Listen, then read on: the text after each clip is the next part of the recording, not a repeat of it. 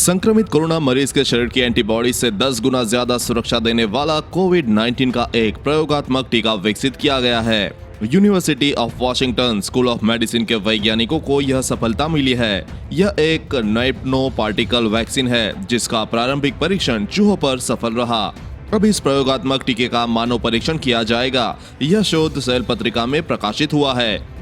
Corona virus से संक्रमित हुए मरीजों के ठीक हो जाने के बाद उसके शरीर में एंटीबॉडीज पैदा हो जाती है जो उस व्यक्ति को दोबारा वायरस के हमले से लड़ने में मदद करती है। इस शोध में वैज्ञानिकों ने जो नैनो पार्टिकल वैक्सीन तैयार की है उससे शरीर में विकसित होने वाली एंटीबॉडीज की संख्या संक्रमित होकर ठीक हो चुके व्यक्ति की एंटीबॉडीज से 10 गुना ज्यादा है। यानी इस प्रयोगात्मक टीके की खुराक शरीर में जाने पर पैदा होने वाली एंटीबॉडीज 10 गुना ज्यादा शक्ति से वायरस के खिलाफ लड़ सकती है।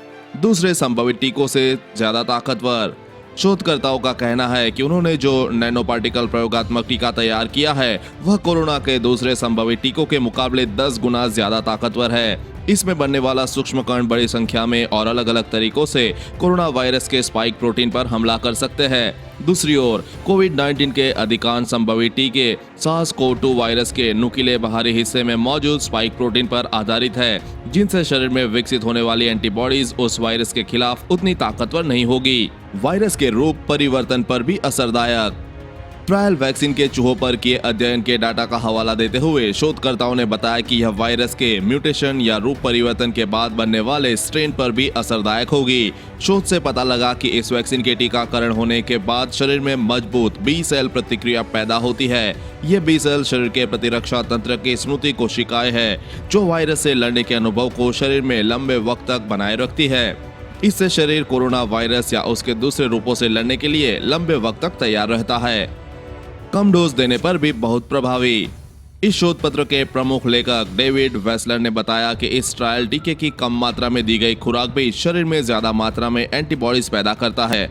दरअसल यह एक संरचना आधारित टीका है जिसके प्रोटीन नैनो पार्टिकल खुद ही बंद हो जाते हैं, जिससे एक बार में 60 रिसेप्टर निकलते हैं जो शरीर में घुसने वाले वायरस को खुद में बांध लेते हैं, जबकि अणु आधारित संरचना में इतनी बड़ी तादाद में प्रोटीन नहीं निकलते। इसके लिए इसकी कम डोज भी कारगर होगी। आसान रखरखाव के कारण किफायती होगी। दुनिया भर में कोविड-19 के कई टीके विकसित किए जा रहे हैं, पर उनकी मैन्युफैक्चरिंग, भंडारण और उसे एक स्थान से दूसरे स्थान तक ले जाना बहुत बड़ी चुनौती है।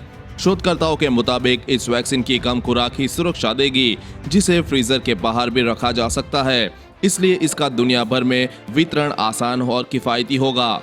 इस खबर के बारे में अपने विचार नीचे कमेंट बॉक्स में लिखकर बताएं। वीडियो को लाइक और अपने दोस्तों के साथ शेयर करना ना भूलें। साथ ही कोरोना वैक्सीन से जुड़ी हर खबर सबसे पहले पाने के लिए चैनल को सब्सक्राइब कर लें।